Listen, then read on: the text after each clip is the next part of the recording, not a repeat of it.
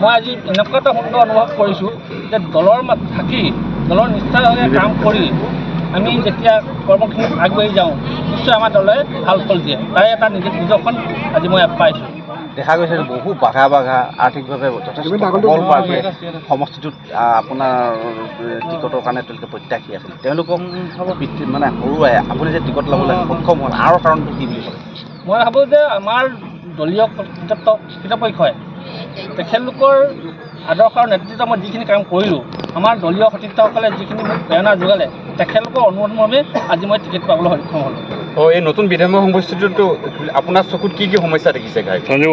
বিশেষকৈ আমি ওচৰৰ ৰাস্তাখিনি অলপ বেয়া হৈ আছে, সেইখিনি নিশ্চয় ঠিক কৰিব লাগিব।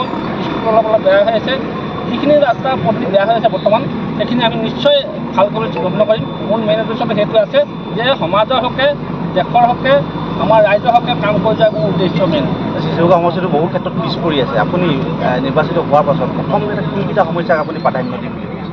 মই ভাবিছোঁ যে প্ৰথম আমি ভাবোঁ ৰাস্তাখিনি আমি যিখিনি ৰাস্তা বোকা পানী হৈছে সেইখিনি সমাধান কৰিব লাগিব।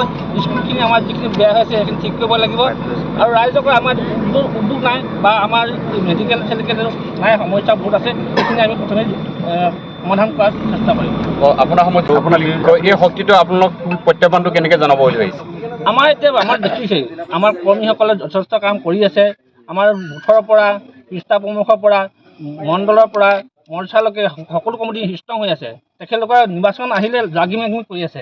গতিকে আমি সেইবিলাক প্ৰত্যাহ্বান নাহে বুলি ভাবিছোঁ। কাৰণ তেখেতলোকৰ মই দেখিছোঁ ক'ৰবাত কিবা কমিটি আছে, কিন্তু বাকীবিলাকত নাই। আপুনি মনোনয়ন পত্ৰ কোনদিনাখন দাখিল কৰিব? আমি মনোনয়ন পত্ৰ দিম 23 তাৰিখে।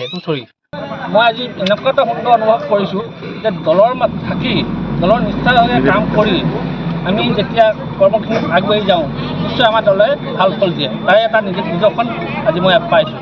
দেখা গৈছে বহু বাঘা আৰ্থিকভাৱে যথেষ্ট সবল প্ৰাৰ্থী সমষ্টিটোত আপোনাৰ টিকটৰ কাৰণে তেওঁলোকে প্ৰত্যাশী আছিল। তেওঁলোকক মানে হৰুৱাই আপুনি যে টিকট ল'বলৈ সক্ষম হ'ল আৰু কাৰণটো কি বুলি ভাবে? মই ভাবোঁ যে আমাৰ দলীয় কৰ্তৃপক্ষই তেখেতলোকৰ আদৰ্শ আৰু নেতৃত্ব মই যিখিনি কাম কৰিলোঁ, আমাৰ দলীয় সতীৰ্থসকলে যিখিনি মোক প্ৰেৰণা যোগালে, তেখেতলোকৰ অনুৰোধমৰ্মে আজি মই টিকেট পাবলৈ সক্ষম হ'লোঁ।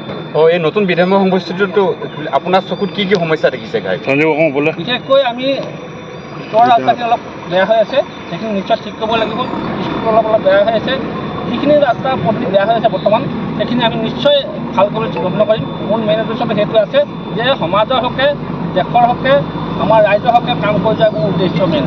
চিচুকা সমষ্টিটো বহু ক্ষেত্ৰত পিছ পৰি আছে। আপুনি নিৰ্বাচিত হোৱাৰ পাছত প্ৰথম কোনকেইটা সমস্যাক আপুনি প্ৰাধান্য দিম বুলি ভাবিছে?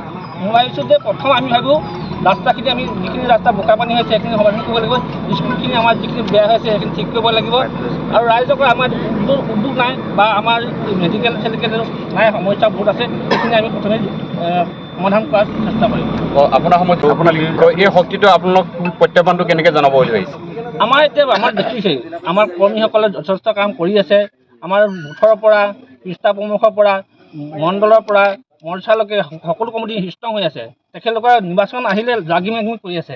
গতিকে আমি সেইবিলাক প্ৰত্যাহ্বান নাহে বুলি ভাবিছোঁ। কাৰণ তেখেতলোকৰ মই দেখিছোঁ ক'ৰবাত কিবা কমিটি আছে, কিন্তু বাকীবিলাকত নাই। আপুনি মনোনয়ন পত্ৰ কোনদিনাখন দাখিল কৰিব? আমি মনোনয়ন পত্ৰ দিম 23 তাৰিখে।